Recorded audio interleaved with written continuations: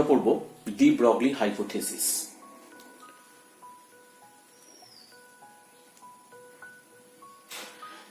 Electromagnetic radiation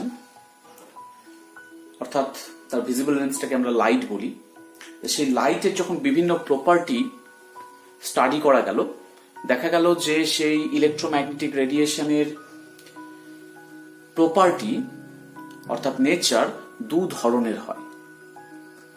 তার মধ্যে একটা আছে corpuscular nature or particle nature এবং আরেকটি আছে ওয়েভ নেচার। লাইটের যে ওয়েভ নেচার সেটা কিন্তু আমাদের রিফ্লেকশন, রিফ্র্যাকশন বা ডিফ্র্যাকশন সেই ব্যাপারগুলোকে সাপোর্ট করে, কিন্তু লাইটের কর্পাসকুলার অর পার্টিকেল নেচারগুলো ফটো ইলেকট্রিক এফেক্ট এবং কম্পটন এফেক্টকে সাপোর্ট করে। অর্থাৎ আমাদের ইলেকট্রোম্যাগনেটিক রেডিয়েশনের দু ধরনের প্রপার্টি আছে, dual property or dual nature. Dual property or dual nature. কিন্তু মজার বিষয় এই যে যখন আমরা কর্পাসকুলার অর পার্টিকেল নেচারের দিকে ফোকাস করব তখন আমরা তার ওয়েভ নেচারকে খুঁজে পাবো না। আবার যখন তার ওয়েভ নেচারের উপর কনসেন্ট্রেট করব তখন কিন্তু পার্টিকেল নেচারকে খুঁজে পাবো না। অর্থাৎ দুটো প্রপার্টি, দুটো নেচারকে আমি একসাথে একই এক্সপেরিমেন্টের মাধ্যমে খুঁজে পাবো না। তো ইলেকট্রোম্যাগনেটিক রেডিয়েশনের এই অদ্ভুত প্রপার্টি যখন প্রথম পরিলক্ষিত হয়, তারপরে ডি ব্রগলি 1924 সালে তার একটি রিভলিউশনারি হাইপোথেসিস প্রতিষ্ঠা করেন। তিনি বলেন যে রেডিয়েশনের যদি পার্টিকেল লাইক নেচার থাকতে পারে তবে পার্টিকেলেরও ওয়েভ লাইক নেচার থাকতে পারে। এই ঘটনার উপর বেস করে অর্থাৎ ইলেকট্রোম্যাগনেটিক রেডিয়েশনের যে ডুয়াল নেচার রয়েছে এই ঘটনার উপর ভরসা করে তিনি বলেন যে পার্টিকেলেরও এরকম ডুয়াল নেচার আছে, তাদেরও যেমন পার্টিকেল নেচার আছে তেমন ওয়েভ নেচারও আছে।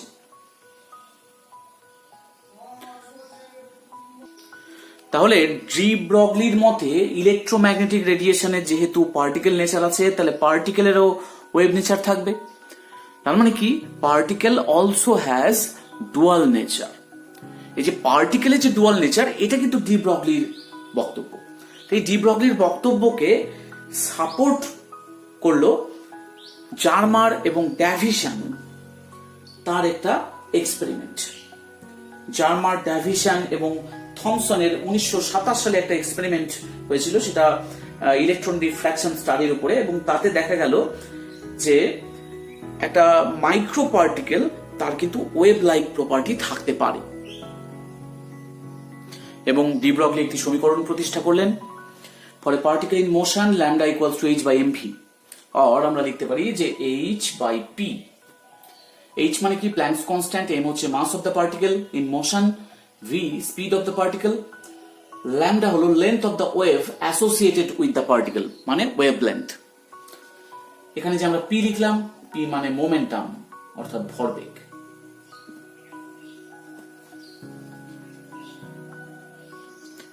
তবে ডি ব্রগলির যে ইকুয়েশনটা এটা কি মাইক্রোস্কোপিক, ম্যাক্রোস্কোপিক সমস্ত পার্টিকেলের ক্ষেত্রে প্রযোজ্য? ম্যাক্রোস্কোপিক পার্টিকেলের ক্ষেত্রে কিন্তু ব্যাপারটা অ্যাপ্লিকেবল নয়। তবে মাইক্রোস্কোপিক পার্টিকেল মানে ইলেকট্রন, প্রোটন, নিউট্রন বা আদার কোনো সাব অ্যাটমিক পার্টিকেল তার ক্ষেত্রে কিন্তু ডি ব্রগলি ইকুয়েশনটা অ্যাপ্লিকেবল। তাহলে ম্যাক্রোস্কোপিক সিস্টেমের ক্ষেত্রে কেন ব্যাপারটা প্রযোজ্য না? একটা যদি ক্রিকেট বল সে যদি একটা নির্দিষ্ট স্পিডে চলমান থাকে তাহলে তার ক্ষেত্রে কি আমরা কোনো ডি ব্রগলি ওয়েভলেন্থ পাবো না, ল্যামডার ভ্যালু পাবো না? দেখে নিই কি হচ্ছে। আমরা 1 গ্রামের একটি বল নিলাম, একটা বল নিলাম যেটার ভর 1 গ্রাম। 1 গ্রাম বল নিলাম এবং সেই বলটার স্পিড কত? সেই বলটার স্পিড আমি ধরে নিচ্ছি 2 মিটার পার সেকেন্ড। তাহলে আমরা যদি ভর এবং স্পিড জানি তাহলে সেখান থেকে আমরা একটা ল্যামডা ভ্যালু পাবো। ল্যামডা ভ্যালুটা আমরা এরকম পাবো, h এর মান তো 6.626 into 10 to the power minus 34 joule second, m 1 গ্রাম। 1 গ্রামকে আমাদের কেজি করতে হবে এসআই সিস্টেমে। তাহলে আমরা 1 গ্রামকে কি লিখতে পারি? 10 to the power minus 3 kg. স্পিডটা 2 meter per second, 2 meter per second. তাহলে এটার ভ্যালু যদি আমরা বের করি আমরা দেখবো এটা ভ্যালুটা হবে 3.312 ইন্টু 10⁻⁻31 মিটার।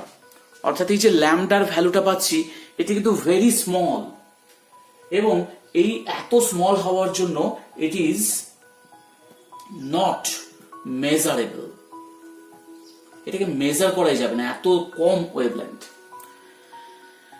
তা এটা তো একটা ফ্যাক্টর বটেই যে ল্যামডাটা খুব স্মল, তাই মেজারমেন্ট করা যাবে না। আমরা যদি আরো একটু এইভাবে ভাবি যে যেহেতু ল্যামডাটা খুব স্মল, তার মানে খুব হাই ফ্রিকোয়েন্সি, কারণ ফ্রিকোয়েন্সি মানে কি, ফ্রিকোয়েন্সি মানে C by lambda.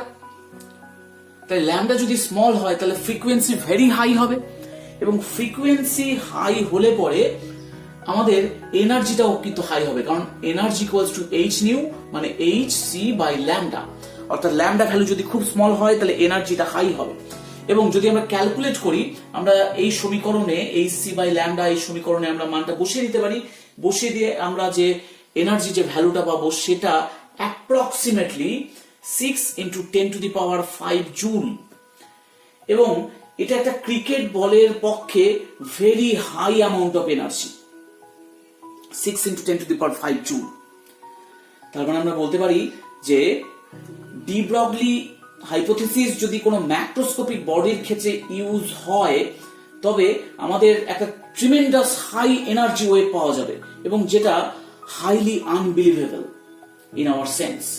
That is why de Broglie wavelength, de Broglie equation is not significant for macroscopic system.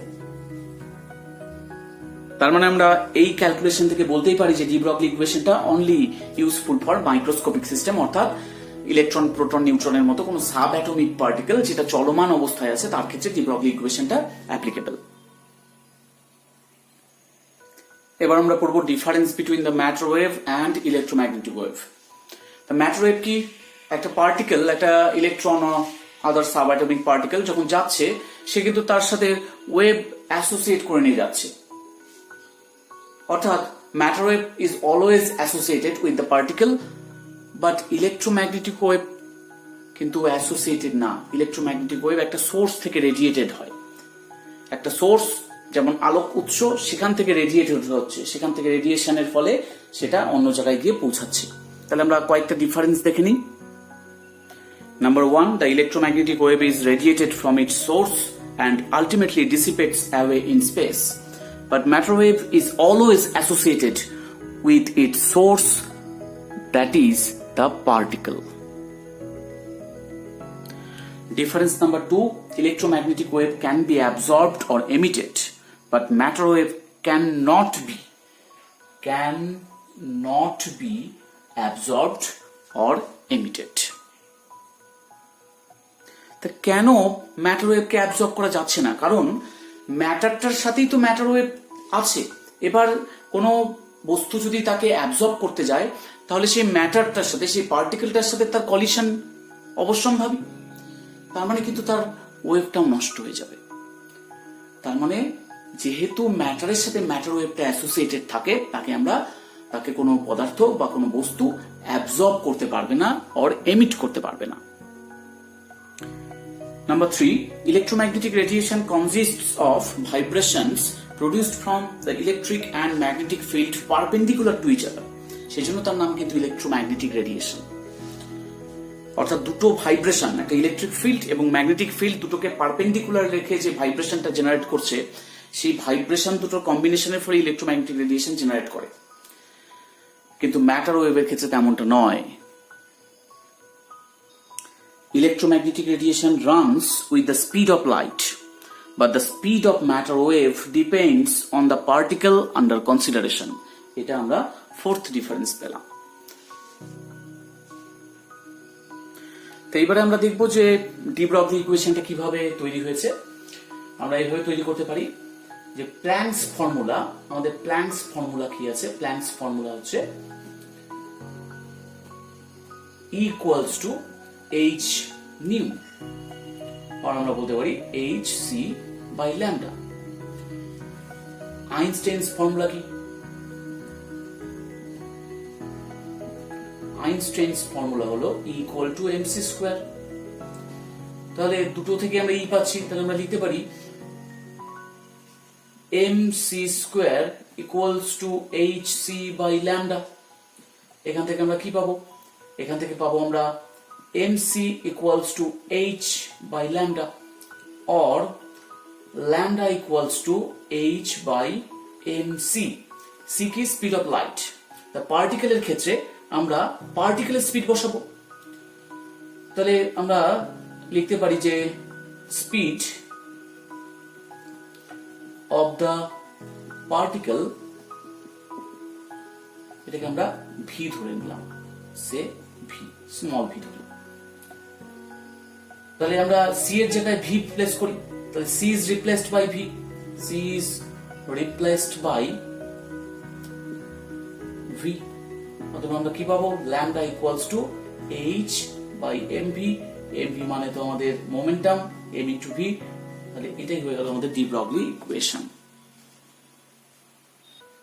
আমরা এই ডি ব্রগলির ইকুয়েশনটাকে একটু অন্যভাবে লিখতে পারি। আমরা মনে করি কোন একটা ইলেকট্রনকে একটা পোটেনশিয়াল ফিল্ডে অ্যাক্সিলারেট করা হচ্ছে। তাহলে if an electron is accelerated through a potential difference of V, capital V volt, তাহলে আমরা কি পাবো?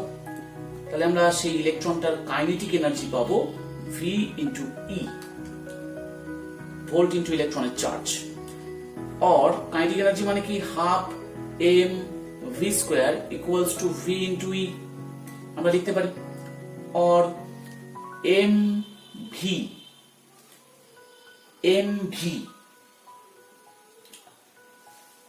আচ্ছা আমরা mv তার হোল স্কয়ার দিয়ে দিলাম। তাহলে এখানে কি লিখবো? আমরা লিখবো 2VEm, এদিকে একটা m মাল্টিপ্লাই করে নিয়েছি, or mv equals to root over 2mev। অতএব ল্যামডা ইকুয়ালস টু আমরা তো জানি h বাই mv, mv জায়গায় আমরা কি লিখতে পারি? Root over 2mev। তাহলে এইটাও কিন্তু আমাদের একটা অল্টারনেট এক্সপ্রেশন আমরা তৈরি করলাম যদি একটা ইলেকট্রন ভি ভোল্টের পোটেনশিয়াল ফিল্ডে অ্যাক্সিলারেটেড হয়। তাহলে এবার আমরা এরকম একটা প্রশ্ন দেখব, an electron is accelerated by applying a potential difference of 1000 volt, what is the de Broglie wavelength associated with it? আমরা জানি, একটু আগে দেখলাম যে lambda equals to h by root over 2mev। তাহলে আমরা ভ্যালুগুলো বসিয়ে দিতে পারি। h মানে 6.626 into 10 to the power minus 34 joule second, 2 m মানে 9.1 into 10 to the power minus 31 kg ইলেকট্রনের ভর। ইলেকট্রনের charge 1.602 into 10 to the power minus 19 coulomb এর মান, এবং ভি আছে এখানে 1000 ভোল্ট। এবার ভোল্ট ইন্টু কুলম্ব সেটা আবার কিন্তু জুল হয়ে যাবে, তাহলে উপরের জুল এবং নিচের ভোল্ট ইন্টু কুলম্ব বাদ চলে যাবে।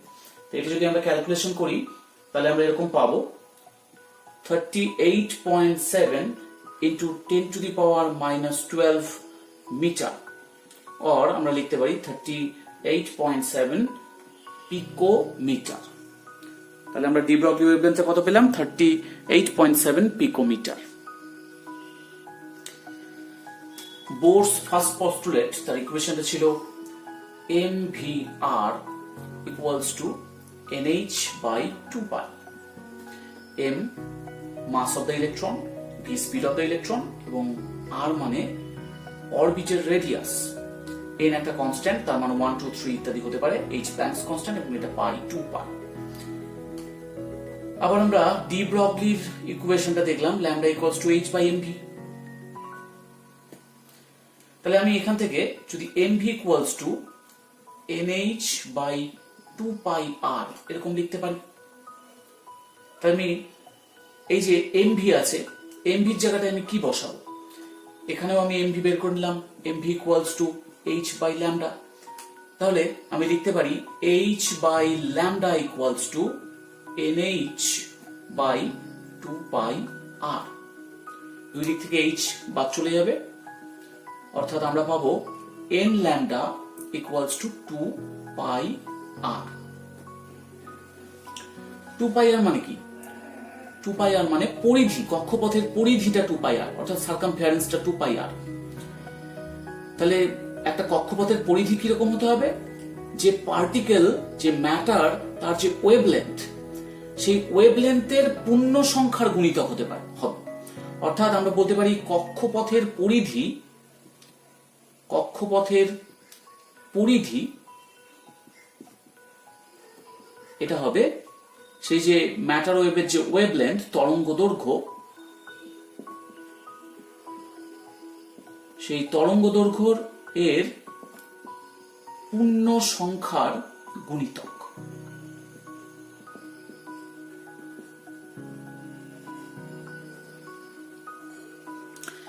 কেন এটা হচ্ছে? এন এর মান যদি পূর্ণ সংখ্যা না হয়ে যদি 4.5 বা 4.7 এরকম হতো, তাহলে কিন্তু সেই কক্ষপথটা থাকতো না, সেই কক্ষপথের অস্তিত্বই থাকতো না, তার মানে তার পরিধি থাকতো না। তার মানে সবসময় এন কে পূর্ণ সংখ্যা হতে হবে। এখানে যেমন আমরা ছবিতে আঁকলাম যে এই ওয়েভটা কিন্তু সেম ফেজে এখানটায় মিলিত হয়নি, এটা কিন্তু ডিফারেন্ট ফেজে মিলিত হয়েছে। এটা ডিফারেন্ট ফেজে থাকার জন্য সে কিন্তু ক্যান্সেল আউট হয়ে যাবে, অর্থাৎ এরকম কোনো পরিধি থাকতে পারে না। এই রেডিয়াস, এটা যদি অন্য কোনো একটা রেডিয়াস হয় R1, তাহলে এই রেডিয়াসের কোনো কক্ষপথ থাকতে পারে না, কারণ এখানে যে ওয়েভলেন্থটা হয়েছে সেটা পূর্ণ সংখ্যার গুণিতক আসেনি। এখানে এন এর মান আমরা হিসাব করে দেখতে পাবো প্রায় হয়তো এটা টোটালটা 1, এন এর মান এখানে 1, এখানে 2, এখানে 3, 4, হয়তো 4.5, হয়তো 5 হয়নি, 5-এর কাছাকাছি। তার মানে এটা ডিফারেন্ট ফেজে আছে, তার মানে এন এর মান এখানে পূর্ণ সংখ্যা নয়, তাই এরকম ধরনের কোনো কক্ষপথ থাকতে পারে না। আবার এখানে দেখো যে এখানে কিন্তু এরা সেম ফেজে মিলিত হয়েছে, অর্থাৎ এই যে এখান থেকে স্টার্ট করেছিলাম, এখান থেকে স্টার্ট করে কিন্তু এখানে ফিনিশ হয়ে গেল, অর্থাৎ এটা সেম ফেজে মিলিত হয়েছে, তাই এরকম টাইপের ডিস্ট্রাকশন এখানটায় তৈরি হবে না, অর্থাৎ এখানটায় এই কক্ষপথটার অস্তিত্ব থাকবে, কারণ এখানে এন এর মানটা পূর্ণ সংখ্যায় আসবে। দেখো এখান থেকে এইটুকুটা একটা ফুল ওয়েভলেন্থ, তার মানে এখানে এন ইকুয়ালস টু আমরা বলতে পারি এটা 1 হলো, এখানটায় 2, 3 এবং এটাতে 4, অর্থাৎ এন এর মানটা এখানে 4 পূর্ণ সংখ্যা, কিন্তু এখানে পূর্ণ সংখ্যা না, এখানে কিন্তু পূর্ণ সংখ্যা হয়নি, ইন্টিজার হয়নি। যেহেতু এখানে ইন্টিজার হয়নি, তার মানে এখানে এরকম কক্ষপথ থাকতে পারে না, কিন্তু এখানটায় এরকম একটা কক্ষপথ থাকতে পারে, কারণ এখানে এন এর মানটা 4 হয়েছে, তাই কক্ষপথের পরিধি আমরা বলতে পারি তরঙ্গ দৈর্ঘ্যর পূর্ণ সংখ্যার গুণিতক হয়েছে। তার মানে এই যে ডি ব্রগলি যে হাইপোথিসিস, এই ডি ব্রগলি হাইপোথিসিস কিন্তু একটু পরোক্ষভাবে ভাবলে দেখা যাবে সেটা বোরস পস্টুলেটকে কিন্তু সেটা সাপোর্ট করছে, অর্থাৎ এরকম একটা কক্ষপথের অস্তিত্ব পাওয়া যাচ্ছে। তাহলে আমরা কোয়ান্টাম মেকানিক্সের একদম প্রথম পর্বগুলি নিয়ে আলোচনা করছিলাম, তা আজকে আমরা দেখলাম যে ডি ব্রগলি ইকুয়েশনটা আদতে কি এবং সেটা কিভাবে আমাদের কোয়ান্টাম মেকানিক্সটাকে এগিয়ে নিয়ে যেতে কিছুটা সহায়তা করলো। এর পরবর্তী অংশে আমরা হাইজেনবার্গ আনসার্টেনিটি প্রিন্সিপাল এবং তার পরবর্তী অংশগুলো নিয়ে আলোচনা করব। তোমরা দেখতে থাকো। Thank you.